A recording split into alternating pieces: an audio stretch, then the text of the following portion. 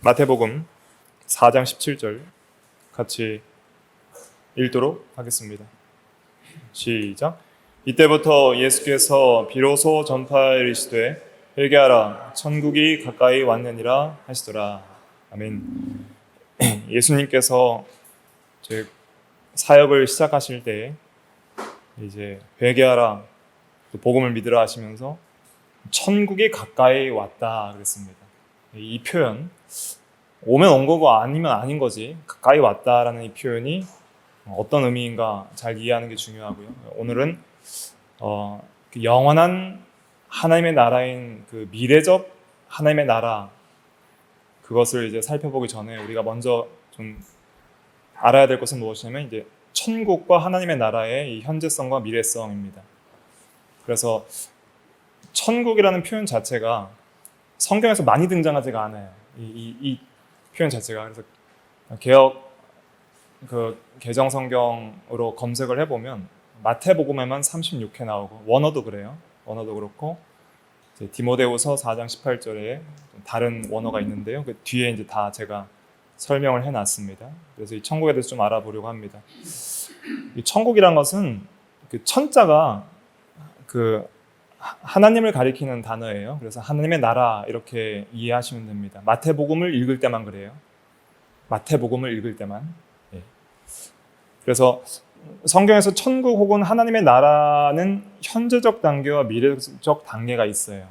보통 우리가 천국 그러면 이제 죽어서 가는 좋은 세계나 미래에 나타날 영광스러운 세계만을 생각하는데 그렇지가 않아요. 예수님께서 전하신 천국은 믿음으로 들어가는 나라이고 중생함으로 들어가는, 즉시 들어가는 현재성이 있고 또 미래성이 있다는 것을 양면성이 통일적으로 다 이해하셔야 돼요.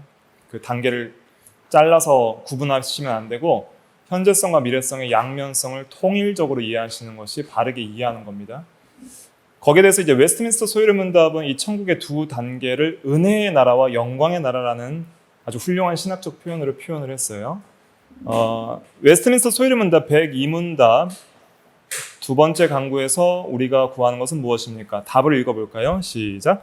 나라가 임하시오며 라는 두 번째 강구로 우리는 사탄의 나라가 멸망하고 은혜의 왕국이 흥왕하며 우리와 다른 사람들이 거기 들어가 지키심을 받고 영광의 왕국이 속히 오게 하여 주시기를 구하는 것입니다. 예.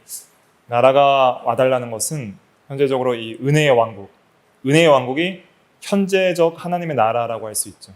현재 우리가 지금 들어가서 믿음으로 들어가서 누리는 왕국이고요.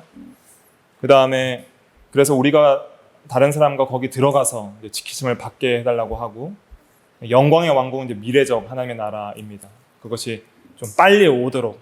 그래서 요한계시록 마지막에 아멘 주 예수여 어서 오시옵소서, 주님께서 빨리 오시기를 이제 구하잖아요. 그래서 이 완성된 하나님의 나라가 빨리 오기를 구하는 것이 나라가 임하시오며 라는 그 기도의 의미라고 소요리 문답은 해석하고 있습니다. 그래서 이 현재성과 미래성이 천국에는 있다, 이것을 먼저 생각을 하고요. 그러면 그 천국의 의미가 뭐냐, 하나님의 나라의 중요성과 이해 1번 넘어가셔서, 예수님은 그의 사역을 시작하실 때 천국이 가까이 왔다고 선포하셨습니다. 마태복음 4장 17절에서는 천국이라고 되어 있지만은 마가복음 1장 15절은 하나님 나라라고 되어 있어요. 그래서 때가 찼고 하나님의 나라가 가까이 왔으니 회개하고 복음을 믿으라 그랬습니다. 그래서 예수님의 설교 중심에는 항상 이 하나님의 나라가 있었어요. 복음만 전하신 게 아니에요. 예수님은 복음도 전하셨지만 오히려 예수님은 복음보다는 천국은 이와 같으니 천국을 전하셨어요. 하나님의 나라를 전하셨어요.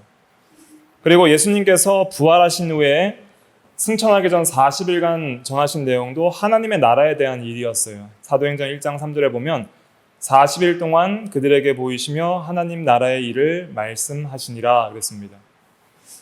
그래서 복음서에서는 하나님 나라 또는 하나님 하늘나라, 천국이라는 표현이 113회나 등장을 해요. 그 다음에 그 빌립도 넘어가셔서 빌립도 사마리아 전도할 때 하나님 나라에 대해서 전했고요. 바울도 에베소에서 하나님 나라에 대한 것을 전했고 로마에서도 아침부터 저녁까지 하나님 나라를 강론했다고 사도행전 28장에 나와 있습니다. 그래서 예수님과 사도들의 선포의 중심 주제가 하나님 나라였어요. 그러니까 예수님께서 전하신 것은 그냥 개인적 인간 구원만 전한 게 아니에요. 하나님의 전체적인 그 통치를 전한 거예요. 하나님의 나라라는 놀라운 그 구속 역사를 전한 거예요. 그래서 그 하나님 나라라는 개념을 바로 이해하는 게 참 중요합니다. 그런데 예수님이 하나님 나라와 천국을 선포하셨지만 그 표현의 의미를 정의하거나 설명을 하지는 않았어요. 왜냐하면 그 유대인들의 입장에서는 이미 그것을 기본적으로 이해하고 공감할 수 있다는 것을 보여주는 것이죠. 유대인들이 하나님 나라를 들었을 때는 우리처럼 오해하진 않았다는 거예요. 그러면 나라에 해당하는 단어가 무엇이냐면 헬라어로는 바실레이아라 해요. 한번 이 정도는 좀 우리가 외우면 좋을 것 같아요. 한번 따라해 보실까요? 바실레이아. 예, 이게 이제 나라라는 그 헬라어 원어고요. 히브리어로는 말쿠트라고 하는데 이 바실레이아라는 나라라는 단어의 의미는 우리가 보통 나라 그러면은 보통 영역이나 영토라는 공간적 의미로 오해하기가 쉬운데 원어적 나라 또 예수님이 사용하신 나라라는 의미는 첫째 의미가 1차적인 의미는 통치예요. 통치 혹은 왕권이에요. 그래서 정확하게 원어적인 의미를 가미하게 좀 더 정확한 번역은 오히려 나라보다는 뭐가 좋냐면은 왕국이라는 표현이 더 좋아요. 왕국. 그러니까 왕이 들어가면 더 좋은 거예요. 그러니까 왕이 통치하시는 세계. 하나님의 통치라는 의미가 좀 들어가면 좋은 거예요. 그래서 영어로는 뭐 네이션 이렇게 번역하지 않고 킹덤이라고 해서 킹덤. 킹이 다스리는 도움하면 이제 이런 그 세계를 가리켜요. 도움하면은 그 이렇게 둥그런 그런 걸 도움이라고 그러잖아요. 다스리는 공간. 킹덤 이래서 왕국 이런 표현이 바실레아 의미입니다. 그래서 하나님의 나라 또 천국 할 때 그 나라나 국자, 나라 국자를 쓸 때는 맨 처음 딱 떠올려야 될 의미가 뭐라고요? 통치예요. 통치. 한번 따라해 보실까요? 통치. 예, 다스림이에요. 왕이 다스린다 이런 뜻이에요. 하나님 나라는. 그게 중요한 겁니다. 그래서 맨 밑에 굵은 글씨 보면 따라서 우리는 복음서에서 하나님 나라라는 표현을 대할 때 하나님의 통치 곧 하나님께서 왕권을 행사하심의 의미로 이해해야 한다. 이렇게 좀 생각을 해볼 수 있겠습니다. 그 다음에 다음 페이지로 넘어가 볼게요.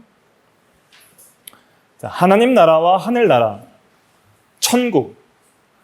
이제 천국이 하늘나라죠. 한문으로. 두 가지 그 단어의 차이가 뭐냐? 복음서에서는 차이가 없어요. 이 두 개가. 차이가 없어요. 똑같은 말입니다.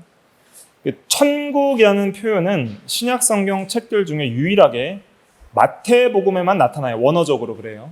바실레이아 톤 우라논이라고 하는데 그 하늘나라는 단어는 마태복음에 나와요.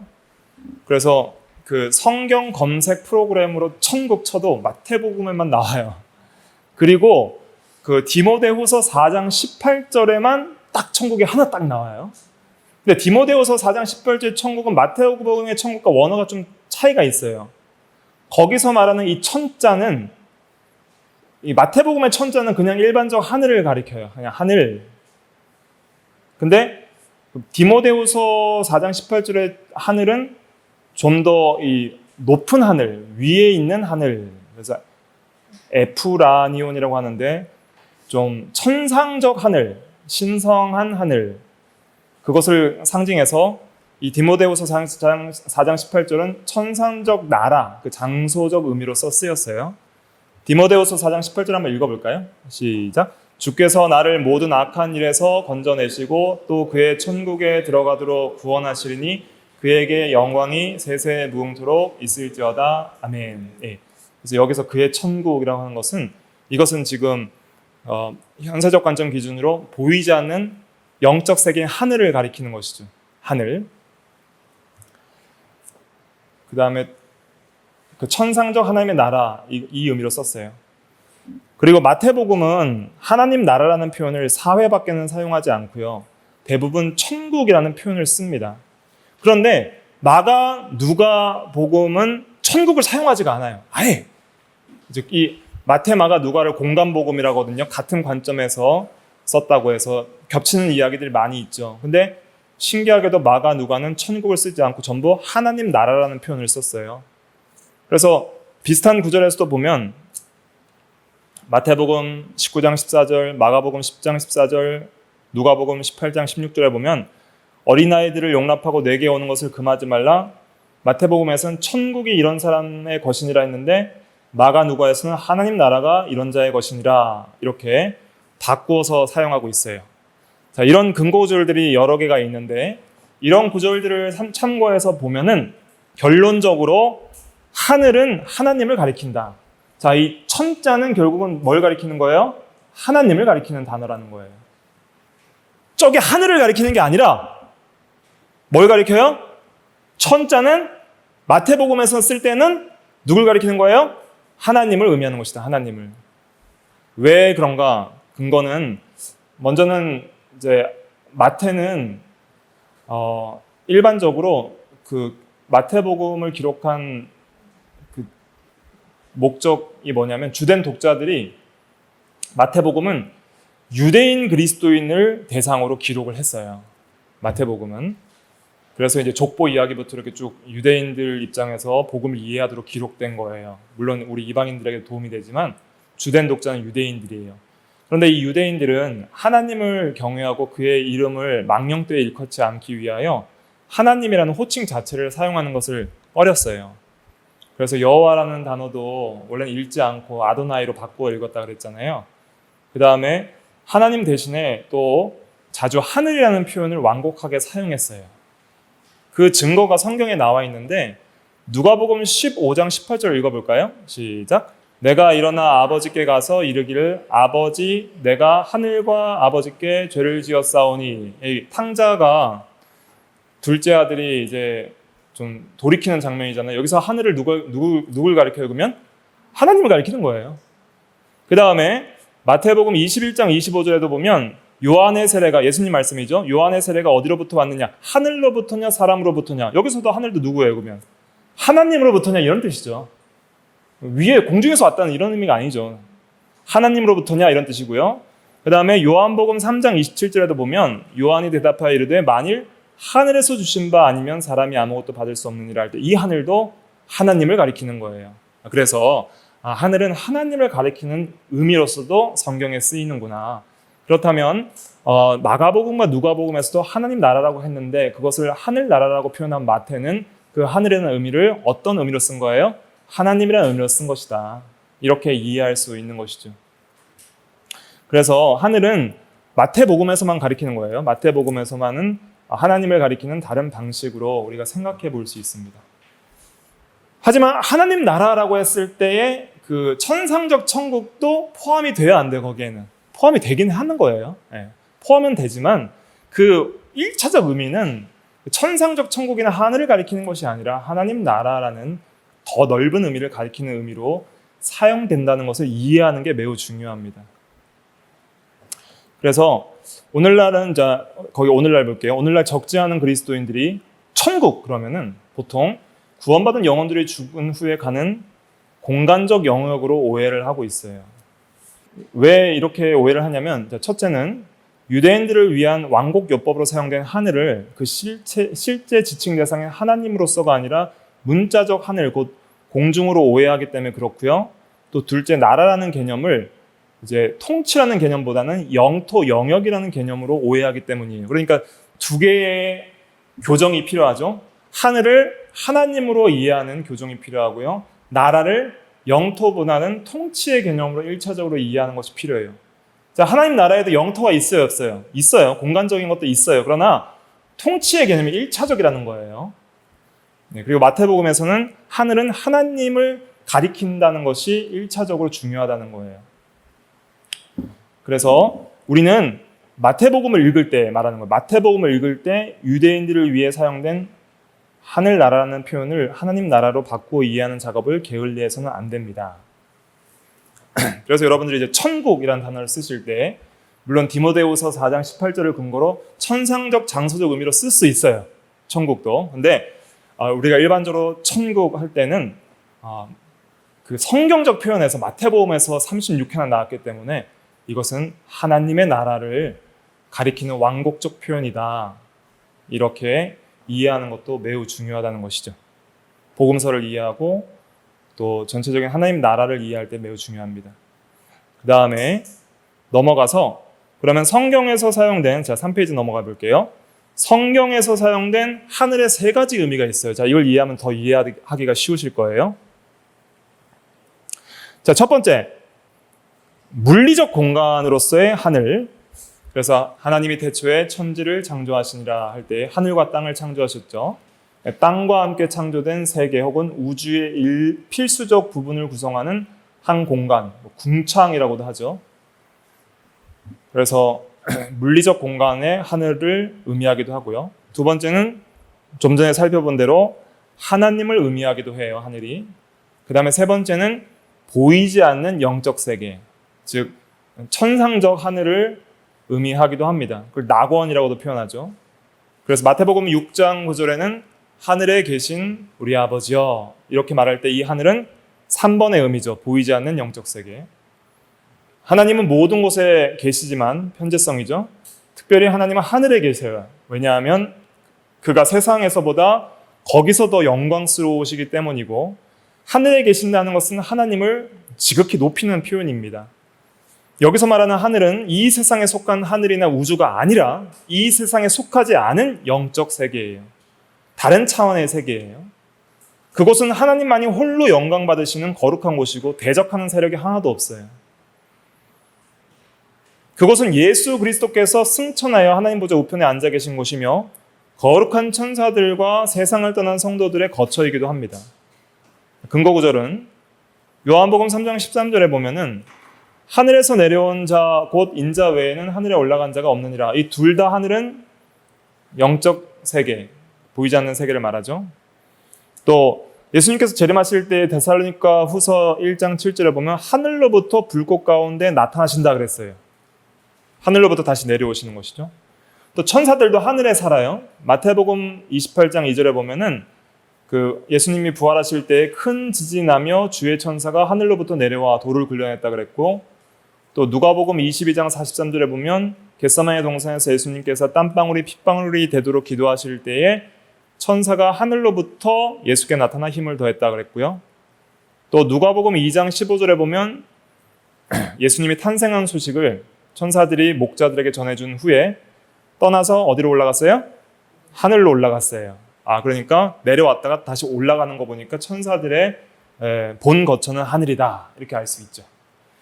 그 다음에 우리 성도들도 하늘에 가요. 특별히 열왕기하 2장 11절에 보면 엘리야가 죽음을 보지 않고 하늘로 올라갔다 그랬고요. 그 하늘은 또 낙원이라고도 표현하죠. 누가복음 23장 43절에 예수께서 이르시되 한편 강도에게 내가 진실로 내게 이르노니 오늘 내가 나와 함께 낙원에 있으리라. 이 낙원의 의미, 이것이 이제 하늘의 의미라 할 수 있겠습니다. 그래서 우리가 죽으면 우리의 영혼이 어디 간다라고 하면 돼요? 하늘에 간다 이렇게 해도 되는 거예요. 천국에 간다 이렇게 표현해도 틀린 건 아니에요. 그것도 맞는 표현이에요. 디모데후서 4장 18절 근거로 해서. 하지만 또 천국이라고 할 때 무조건 그 죽어서 가는 영적 세계라고만 하면 돼야 안 돼요? 그건 아니라는 거예요. 마태복음에 근거하면은 그것은 하나님의 나라라는 더 큰 의미도 있다. 이걸 다 이해하는 게 중요하겠다. 이 말씀을 드리는 것입니다. 그 다음에 4번 하나님 나라의 요소는 제가 전에 기독론 22강에서 했던 거예요. 근데 다시 복습 차원에서 한번 해보면 우리가 사회 시간에 배웠죠. 나라의 3요소는 뭐가 세 가지가 있어요. 국민, 주권, 영토 세 가지가 있죠. 국민, 주권, 영토. 그것처럼 하나님 나라에도 주권, 영토, 국민이 있는데 그 다음에 하나님 나라는 제일 중요한 게 왕이에요. 왕. 자, 성경을 한마디로 요약해라. 그러면 왕이 누구신가에 대한 이야기예요. 그래서 그 왕이 하나님이고 그리스도입니다. 그래서 예수님께서도 내가 왕이니라 그랬죠. 빌라도에게 진리에 속한 자는 내 음성을 듣느니라 그랬어요. 그리고 이제 앞으로 이 세계가 심판받고 이제 하나님 나라가 완성될 때는 계시록 11장 15절에 세상 나라 전체가 우리 주와 그리스도의 나라가 되어서 이제 새하늘과 새 땅에서 세세토록 왕노릇 하시리라 그랬습니다. 왕이 있어요. 하나님과 그리스도가 왕이고요. 주권이 있어요. 하나님의 통치가 있다는 것이죠. 그래서 하나님의 통치는 현재적으로도 어떻게 임하냐? 성령을 힘입어 귀신을 쫓아내면 하나님 나라가 임한다는 거예요. 성령의 주권적 통치를 받아서 그 능력을 힘입어서 악한 영의 세력들, 마귀의 세력들을 물리쳐 나가면 하나님 나라가 이미 그 통치가 너희 가운데 있다는 것이죠. 또 누가복음 17장 21절에도 보면은 또 여기 있다 저기 있다고도 못하리니 하나님 나라는 너희 안에 있느니라. 현재적으로도 우리 안에 하나님의 주권적 통치가 임한다는 거예요. 또 그의 나라와 그의 의를 구하라. 이것도 하나님의 통치와 또 순종의 의, 그 통치에 순종하는 그 순종의 의를 구하라. 이렇게 해석할 수 있겠습니다. 그 다음에 나라가 임하시오며, 이것도 아까 소리문답에서 봤죠? 넘어갈게요. 그 다음에 백성이 있죠. 예수님께서도 자기 백성을 그들의 죄에서 구원할 자이심이라 그랬고요. 4페이지 넘어가서 또 그 나라 열매 맺는 백성이 있다 그랬고요. 그 다음에 땅도 있어요. 땅. 하나님 나라에는. 요한복음 14장 2절에 보니까 내 아버지 집에는 뭐가 많아요? 거할 곳이 많아요. 그러니까 참 실제적 거처가 많구나. 공간이 있다는 거. 공간. 보이는 세계와 보이지 않는 세계 가 있지만은 보이지 않는 세계의 공간도 있고 또 앞으로 보이는 세계도 새하늘과 새 땅이 되면 그 전체를 하나님 나라로 우리가 차지하게 될 것입니다. 베드로후서 3장 13절에도 새하늘과 새 땅이 있죠. 한번 읽어볼까요? 베드로후서 3장 13절 시작. 우리는 그의 약속대로 의가 있는 곳인 새하늘과 새 땅을 바라보도다.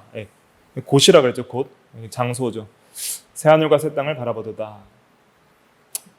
계시록 21장 1절에도 내가 새하늘과 새 땅을 보니 처음 하늘과 처음 땅이 없어졌고 바다도 다시 있지 않더라. 하늘과 땅이 있다는 거예요. 자, 이 새하늘과 새 땅은 어떤 세계예요?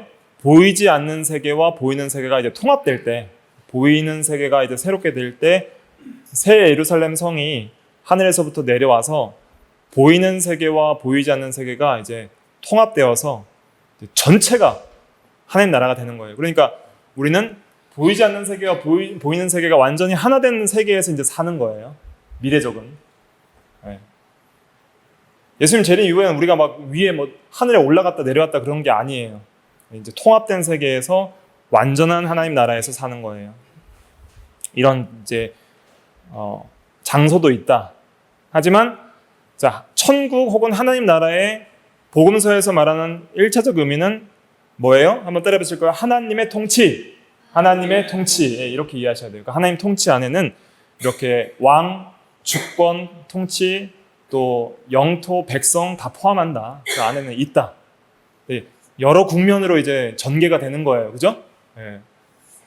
그 다음에 예수님 당시에는 이렇게 천국 복음을 전할 때 이스라엘 나라 사람들은 어떤 하나님 나라에 대한 그 관점을 가지고 있었는가? 이걸 이해하는 게 참 중요해요. 길기 때문에 제가 간단하게 말씀드리면, 자, 예수님 오시기 전에 말라기 이후로부터 몇백 년 동안 계시가 그쳤죠? 400년 동안 그쳤어요. 400년 동안 암흑기에서 살았던 거예요.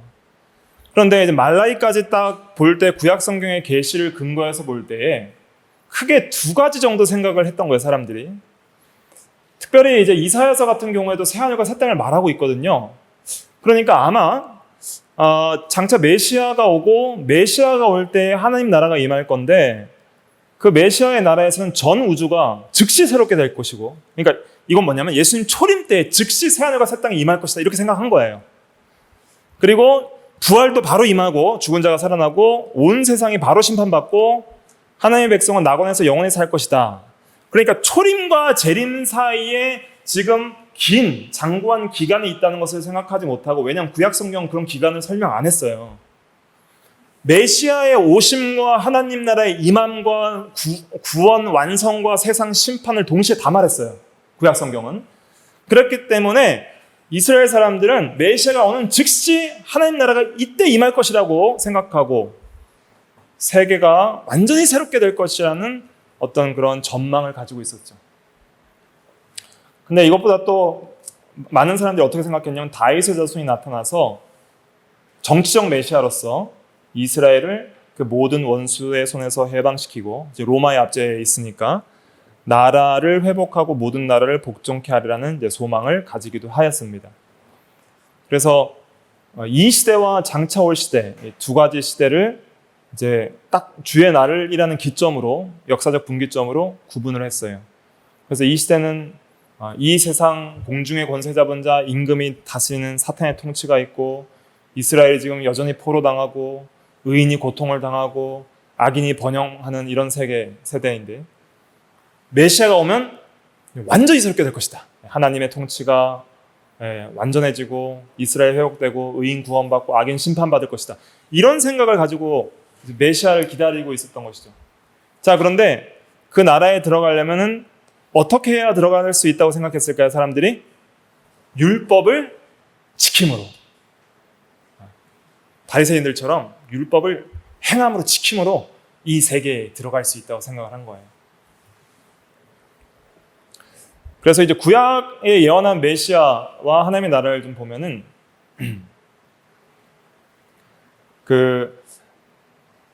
이제 하나님의 통치가 나타나고요. 그 다음에 주권이 행사되고 메시아가 오시면은 하나님의 은혜와 능력이 나타나서 그의 백성들의 죄를 용서하시고 죄의 모든 결과에서 구원하시며 원수의 모든 세력에서 구원하실 것을 예언을 한 내용들이 구약에 있습니다. 예를 들면 이사야서에서는 그날의 귀머거리가 들을 것이며 소경이 보며 저는 자가 뛰고 벙어리가 노래하며 사망을 영원히 멸하실 것이며 모든 얼굴에서 눈물을 씻기리라 그랬고요. 또 주의 죽은 자들이 살아나고 우리들의 시체들은 일어나리라 그랬습니다. 또 이사야 65장 17절에 보면 읽어볼까요? 시작. 보라, 내가 새 하늘과 새 땅을 창조하나니 이전 것은 기억되거나 마음에 생각나지 아니할 것이라. 새 하늘과 새 땅을 말했죠. 그 다음에 이사야 11장 6절 8절에 보면 이리가 양과 함께 하며 젖먹는 아이가 독사의 구멍에서 장난하리라. 구원의 완전함을 말했죠. 또 동시에 심판도 있을 거라 그랬어요. 이사야 40장 10절에 보면 주 여호와께서 강한 자로 임하실 것이요 친히 그의 팔로 다스리실 것이라. 보라, 상급이 그에게 있고 보응도 그의 앞에 있으며. 보응한다 그랬죠. 자, 모 페이지 맨 위로 가셔서요. 또 다니엘서 2장 44절 중요한 요절인데 한번 생각하면서 읽어봅시다. 시작. 이 여러 왕들의 시대에 하늘의 하나님이 한 나라를 세우시리니 이것은 영원히 망하지도 아니할 것이요 그 국권이 다른 백성에게로 돌아가지도 아니할 것이요 도리어 이 모든 나라를 쳐서 멸망시키고 영원히 설 것이라. 하늘의 하나님이 한 나라를 세우는데, 하나님 나라를 세우는데 다른 모든 나라를 멸망시키고 영원히 설 것이다 그랬습니다. 이와 같이 하나님 나라의 구약의 예언은 영원한 구원도 예고했고요, 동시에 세상 끝도 예고했어요. 구약에는 이러한 예언과 나란히 메시아의 예언도 있었어요. 자, 이스라엘 백성들 메시아를 왜 그렇게 고대했는지 이해가 되시죠? 메시아가 오면은 약속된 하나님 나라가 임하고 완전히 새롭게 되는 거예요. 그러니까 우리가 지금 재림을 고대하잖아요. 그것처럼 고대했다고 생각하시면 돼요. 이제 구원 완성, 심판 완성, 하나님 나라 완성이에요. 그래서 이제 막 고대를 하는 거예요. 메시아가 오시기를. 그래서 이스라엘 예언들 보면은 민수기 24장 17절에도 보면 한 별이 야곱에게서 나오며, 그랬을 때 이 별이 메시아를 가리키는 것이죠. 또 민수기 24장 19절에도 주권자가 야곱에서 나고, 이 주권자도 메시아를 가리키는 거예요. 그 다음에 요절 중에 하나가 이사야 9장 6절 읽어볼까요? 시작. 이는 한 아기가 우리에게 낳고 한 아들이 우리에게 주신 바 되었는데 그의 어깨에는 정사를 메었고 그의 이름은 기묘자라 모사라 전능하신 하나님이라 영존하시는 아버지라 평강의 왕이라 할 것임이라. 예. 한 아기, 메시아를 가리키는 것이죠. 평강의 왕. 그 평강의 왕이 오시면 다윗의 왕좌, 그의 나라에 군림하여 그 나라를 굳게 세운다 그래서 굳게. 그리고 여호와의 만군의 여호와의 열심히 일을 이루리라. 이 열심이 뭐예요? 질투라고 번역할 수 있는 단어예요. 질투 혹은 열심. 하나님께서 열심으로 이 구원을 이루어 나가시겠다 이렇게 약속하셨어요. 그래서 왕으로 말미암아 나라가 굳게 설 것이다. 하나님의 나라는 왕이 와야 되는구나. 자, 하나님의 나라가 완전해지고 구원과 심판이 완전해지려면 누가 와야 돼요? 왕이 와야 돼요. 왕이. 누가 왕이에요? 메시아가 왕이에요. 메시아는 기름 부음 받은 자, 히브리어로. 헬라어로는 그리스도죠. 왕을 기다리는 거예요. 결국 메시아가 올 때 하나님 나라가 굳게 서겠구나. 그런 이제 소망이 있어요. 다윗의 왕국이 서고 다윗의 자손이 올 때 다윗의 왕국이 서겠구나. 우리가 이제 그 나라에 좀 들어가야 되겠구나. 그런 소망들을 유대인들이 가지고 있었어요. 그리고 이제 400년 후에 이제 세례자 요한이 등장을 하거든요. 세례자 요한은 이제 이런 기대를 가지고 사역을 시작하게 되죠. 세례자 요한이 출연한다는 것은 굉장히 중요한 의미가 있습니다. 세례 요한은 마태, 마가, 누가, 요한, 사복음서에 다 등장해요. 다 등장한다는 것은 매우 중요한 예언적 인물이라는 거예요. 왜냐하면 말라기 4장 5절에 보면은 읽어볼까요? 시작. 보라, 여호와의 크고 두려운 날이 이르기 전에 내가 선지자 엘리야를 너희에게 보내리니. 네. 집중하고 계시죠? 네. 집중하고 계셔야 됩니다. 조금 이제 계속 설명해 드리니까 내가 선지자 엘리야를 너희에게 보내리니 그랬거든요. 여호와의 날이 이르기 전에, 메시아의 날이 오기 전에, 구원과 심판이 이르기 전에 엘리야가 온다는 거예요. 그래서 엘리야의 외모와 능력을 갖춘 선지자가 바로 세례 요한이었어요. 낙대 털옷을 입고 메뚜기와 석청을 입은 그 뭔가 강인한 남성의 이미지가 엘리야였거든요. 그런 엘리야랑 비슷한 사람이 나타나서 이 막 회개의 세례를 전파하니까 이제 메시아가 올 때가 다 됐구나 하면서 사람들이 이제 흥분하기 시작하고 또 메시아가 임박했다는 것을 좀 예상을 할 수 있었죠. 근데 이 요한이 와서 증거한 것은 구약 계시에 의거해서 구원과 심판이 즉시 임할 것처럼 이 예언을 했어요. 누가복음 3장 16절 17절 한번 읽어볼까요? 시작. 요한이 모든 사람에게 대답하여 이르되 나는 물로 너희에게 세례를 베풀거니와 나보다 능력이 많으신 이가 오시나니 나는 그의 신발끈을 풀기도 감당하지 못하겠노라. 그는 성령과 불로 너희에게 세례를 베푸실 것이요 손에 키를 들고 자기 타작마당을 정하게 하사 알곡은 모아 곳간에 들이고 쭉정이는 꺼지지 않는 불에 태우시리라. 자, 여기 보세요. 세례 요한은 메시아가 오자마자 알곡은 모아 곳간에 들이고 쭉정이는 꺼지지 않는 불에 태우시리라. 그러니까 미래적 구원과 심판이 즉시 임할 것처럼 그렇게 선포했던 것이죠. 그러니까 세례 요한은 구약의 마지막 선지자예요. 구약의 경륜 안에 있던 선지자이기 때문에 이해도가 구약적 이해도밖에 없었던 거예요. 그래서 세례 요한으로부터 지금까지 천국은 침노를 당하니 침노한 자는 빼앗느니라 하면서 세례 요한보다 큰 이가 없지만은 하나님 나라에서는 지극히 작은 자도 그보다 더 크리라 그랬던 것은 신약의 경륜에 있는 사람이 요한보다 진리의 의미를 더 깊이 이해할 수 있다는 것을 상징하고 의미하기도 합니다. 아무튼 이런 구원과 심판이 메시아의 도래를 통하여서 즉시 임할 것처럼 생각했던 구약 선지자들의 생각과는 달리 또 당시 유대인들의 생각과는 달리 예수님께서 오셔서 가르쳐주신 하나님 나라는 이중성이 있었던 거예요. 이걸 몰랐던 거예요, 사람들이. 현재성과 미래성이 있다는 것은 생각을 못한 거예요. 근데 이제 예수님 오셔서 많은 천국 비유를 통해서 이 이중성, 현재성과 미래성에 대해서 가르쳐 주셨죠. 세례 요한이 메시아로 증거한 예수님께서 하나님 나라에 대해서 가르치심으로 말미암아 백성들의 관심과 기대가 높아졌습니다. 그래서 이는 다윗의 자손이 아니냐, 이스라엘을 회복하는 때가 언제인가 하면서 하나님의 나라가 당장에 나타날 줄로 기대했어요, 사람들이. 그래서 누가복음 19장 11절에도 보면은 예수님께서 예루살렘 가까이 오셨을 때 이제 메시아가 이제 수도에 입성하시겠구나 생각하면서 그들은 하나님 나라가 당장에 나타날 줄로 생각함이더라. 제자들이 그렇게 생각했다는 거예요. 그러면서 마태복음 24장에 보면 세상 끝에는 어떤 징조가 있으리까 이제 물어보죠. 당장 세상 끝이 날 것처럼 생각을 했던 거예요. 그런데 예수님께서 오셔서 하시는 사역들이 보니까 예루살렘 입성했는데 당장 끝이 안 나요.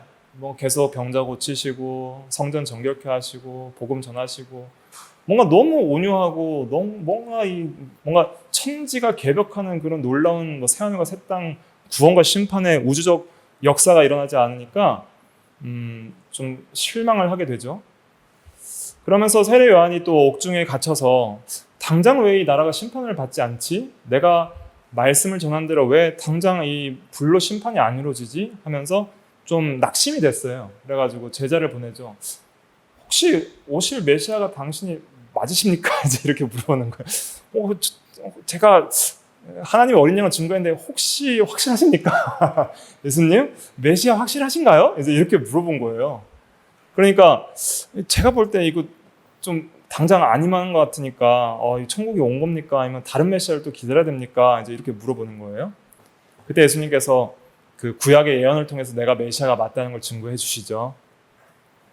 이제 그 세례 요한이 알곡을 거두는 구원과 쭉정이를 태우는 심판을 그 세례 요한은 함께 예고했지만은 예수님은 비유를 통해서 그것이 당장에 임하는 것은 아니라고 가르쳐 주십니다.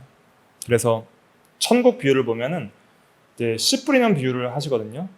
씨 뿌리는 비유를 하시면서 천국 말씀이 씨인데 천국 말씀이 전파되면 이미 천국은 온 것이다. 메시아가 초림을 통해서 온 것이다. 그러나 아직은 추수 때가 아니다. 추수 때가 따로 있다. 구원과 심판의 마지막 때가 있다.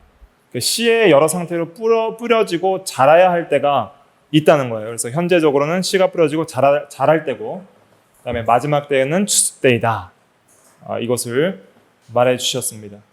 또 마태복음 13장 24절에도 보면은 예수께서 그들 앞에 또 비유를 들어 이르시되 천국은 좋은 씨를 제밭에 뿌린 사람과 같으니 사람들이 잘 때에 그 원수가 와서 곡식 가운데 가라지를 덧뿌리고 갔더니 싹이 나고 결실할 때에 가라지가 보이거늘. 그래서 천국은 지금 씨를 뿌리는 때인데 그 알곡도 있고 가라지도 있다.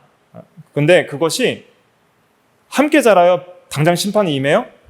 함께 자란다는 거예요. 지금은 세례 요한 너가 생각하는 것처럼 당장 쭉정이 태우는 때가 지금은 아니다. 함께 내버려 두고 알곡과 가라지 둘 다 추수 때까지 함께 자라게 두어라 그랬죠. 예수님이. 마지막 심판 때가 있다 하는 것이죠. 또 천국은 마치 바다에 치고 각종 물고기를 모으는 그물과 같으니 그랬거든요. 마태복음 13장 47절에. 그래서 그물이 가득 찰 때까지 물고기를 모으는 기간이 있어요. 이 기간 동안에는 택자나 불택자나 다 교회로 들어오는 것이죠.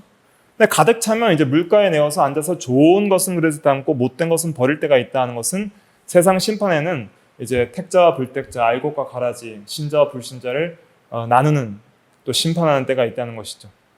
그래서 물고기를 모으는 활동이 시작되었으면 이미 하나님 나라는 시작되었다.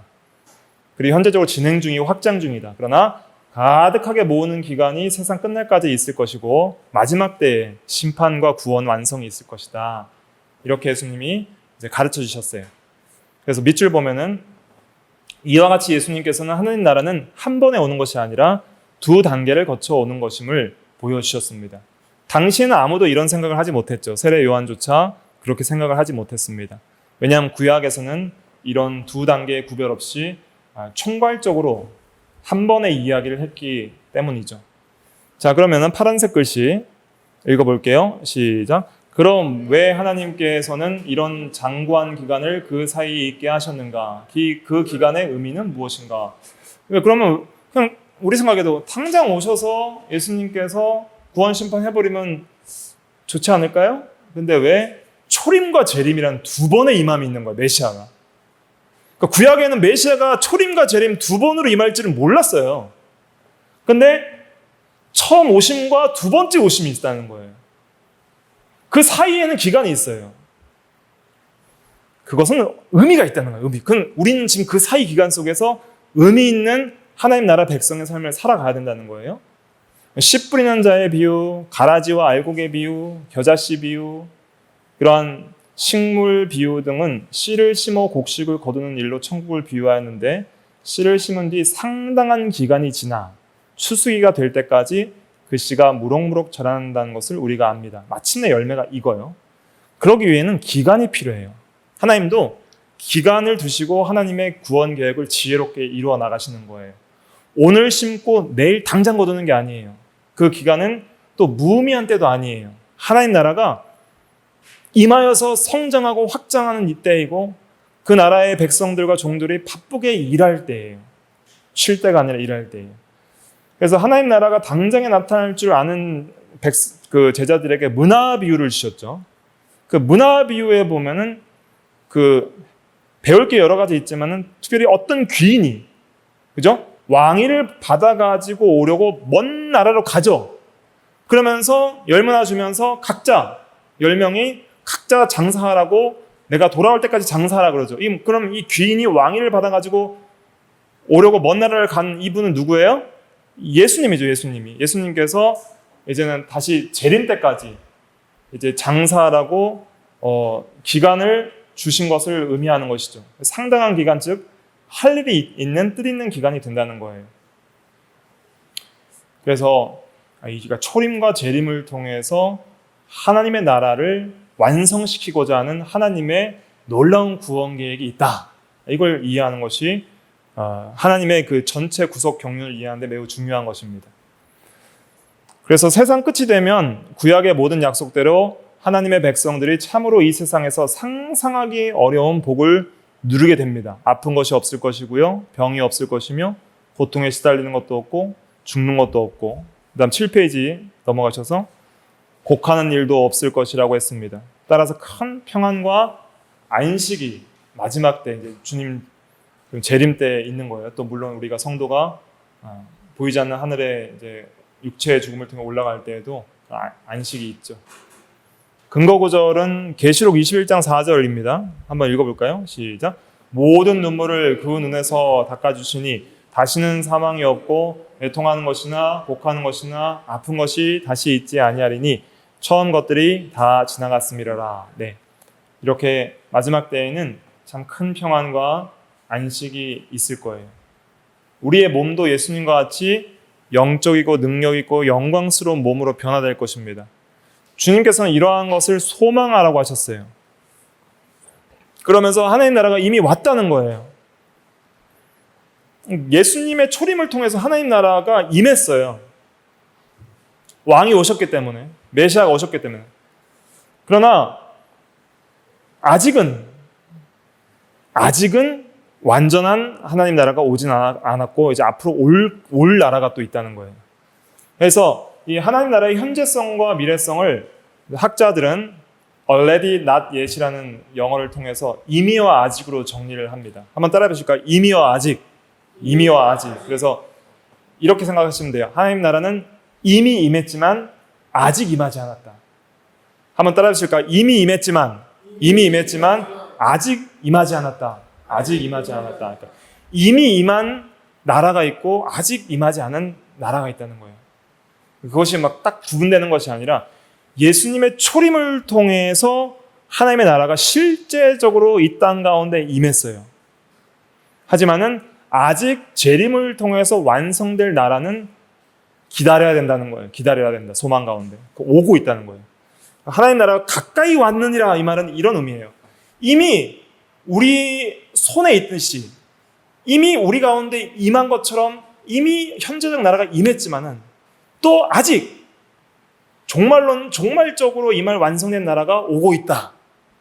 그런 의미로서 가까이 왔다. 이런 의미를 쓰는 거예요. 이미 현재적으로 메시아의 초림을 통해서 실제적으로 임했지만 또 재림을 통해서 올 나라가 오고 있다. 그런 어떤 그 이미와 아직 사이에 그러한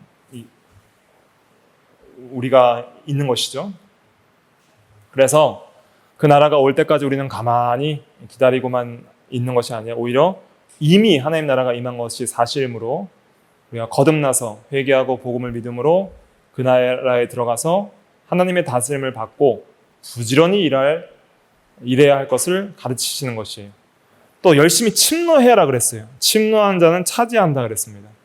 가나안 정복처럼 죄와 악한 영과의 싸움에서 이긴 만큼 우리가 하나님의 통치를 더욱 받아 나가게 되는 것이죠. 그래서 미래적인 나라만 소망해서는 안 돼요. 이제 현재는 아무 의미 없다. 세상도 아무 의미 없다. 미래적 하나님 나라만 소망한다. 이것도 잘못된 것이고, 미래의 소망도 없이 현재적으로 하나님 나라를 이루어 나가겠다 하는 그것도 잘못된 거예요. 그래서 두 가지 오류가 있는데, 어떤 오류가 지금까지 있었냐면 미래만 소망하는 분들이 있었어요. 또 현재적으로 이 땅을 하나님 나라와 같은 유토피아로 만들어 나가야 된다. 그런 사람들도 있었어요. 근데 그것은 둘 다 극단적인 것이고, 현재적으로는 아무리 우리가 이 땅에서 하나님 나라를 이루려고 해도 이루어져요, 안 이루어져요? 안 이루어져요. 예수님께서 재림하셔야 되는 거예요. 그때까지는 여전히 마귀가 활기를 치고 악이 남아있는 거예요. 하지만 그럼에도 불구하고 이 은혜의 왕국이 흥왕하여서 확장하고 영광의 왕국이 빨리 오시기를 간절히 구하는 것이 매우 중요한 것이죠. 자, 오늘 좀 내용이 길어서 조금 시간이 걸리지만 그래도 조금만 더 할게요. 한 5분 정도만 집중하셔서 마무리를 좀 하도록 하겠습니다. 자, 여기 보시면 되게 중요한 도표가 있죠. 여기 하나님 나라에 대한 도표. 요 조지 레드라는 훌륭한 신약학자가 이제 그린 그림인데요. 여기 보면은 예수님의 초림과 재림 사이에 이 장구한 기간이 있다 그랬어요. 신약 시대예요. 자, 이 신약 세대를 가르쳐서 성경은 뭐라 그러냐면은 말세라 그래요. 말세. 세상 끝이에요. 세상 끝. 그러니까 사실 초림 때 세상이 끝날 줄 알았죠, 사람들이. 구약 시대에. 근데 아니었어요. 재림 때까지 이제 기간이 있는 거예요. 그러니까 초림부터 재림 전 기간이 사실은 말세예요. 근데 완전히 말세 중에 완전 끝은 그리스도의 재림으로 이제 진짜 끝이 나는 거예요. 여기가 말세 기간이고요. 하나님 나라가 언제 임하냐? 메시아의 오심을 통해서 초림 때 실제적으로 임해요. 그럼 구약 시대 때는 이제 점선으로 되어 있잖아요. 이것은 어떤 의미냐면은 점선으로 되어 있다는 것은 이제는 구약 시대 때에는 그림자적으로 임했다는 거예요. 그러니까 예수님의 오심은 왕이신 하나님께서 직접 이 시대에 오신 거죠. 직접 온 거예요. 근데 구약 시대 때에는 직접 오시진 않고 여러 이제 선지자들이나 제사장들이나 왕을 통해서 간접적으로 다스리시고 또 애굽이나 바벨론 그 애굽을 심판하고 바벨론 포로 가운데서 구원하심을 통해서 하나님의 나라의 어떤 통치권을 행사하기도 했고, 또 구약 시대 때에는 그 어떤 대표들, 언약 대표들이 있었어요. 노아나 아브라함이나 다윗이나 이런 대표들을 통해서 하나님의 나라의 통치를 이제 대리적으로 이루셨죠. 그렇게 이제 기름 부은 여러 제사장, 왕, 또 선지자를 통해서 하나님의 나라를 이렇게 이 세상에 그림자적으로 임하게 했다면은 예수님은 그 나라를 직접 가지고 오신 분이에요. 예수님은 하나님의 왕으로서, 하나님 나라의 왕으로서 직접 하나님의 통치를 이 세계 가운데 임하게 하신 분이시죠. 그러니까 구약시대 때 성도들은 어떻게 했어요? 여호와께서 말씀하시되, 여호와를 의지해서 마귀를 쫓아내고 말씀을 선포했죠. 하나님의 통치를 드러냈죠. 그런데 예수님이 오시자마자 하신 건 뭐예요? 사탄아 물러가라. 직접 하시는 거예요. 마귀도 직접 쫓아내시고 병도 직접 고치시고 말씀도 내가 너희에게 이르노니, 여호와께서 말씀하시니라가 아니라 예수님은 직접 내가 너희에게 이르노니 하면서 하나님의 말씀을 직접 선포하시게 되죠. 그래서 이렇게 예수님께서 이제 사역을 시작을 하나님 나라의 하나님 나라를 직접 가지고 오시는 거예요. 오늘 이거 다 하려니까 너무 많네요. 생각보다. 그래서 너무 이제 힘드실 것 같으니까 오늘 이 정도 마무리하고 다음에 좀 이어서 할 텐데, 그래서 어쩌든지 예수님께서 이제 오셔서 이제 지금은 어떤 시대냐면 승천 이후에 이제 성령을 통해서 이 나라가 지금 확장되고 있는 거예요. 보혜사 성령 시대 이후로 이제 완성된 계신 성경과 성령을 통해서 예수님의 통치가 이제 확장이 되고 있는 거예요. 그리고 마지막 이제 예수님의 재림 때가 있다. 그때에는 이 하나님의 나라가 완성될 때이다. 네. 좀 이렇게 생각을 해보시고요. 그 다음에 7페이지 마지막부터 좀 한번 집에서 읽어오시고, 여기서 마치면 좀 애매하긴 한데 여기서 마치도록 하겠습니다. 네, 마치고 이런 이제 하나님의 나라의 큰 구속의 역사를 좀 이해하는 게 참 중요합니다. 다 같이 기도하도록 하겠습니다.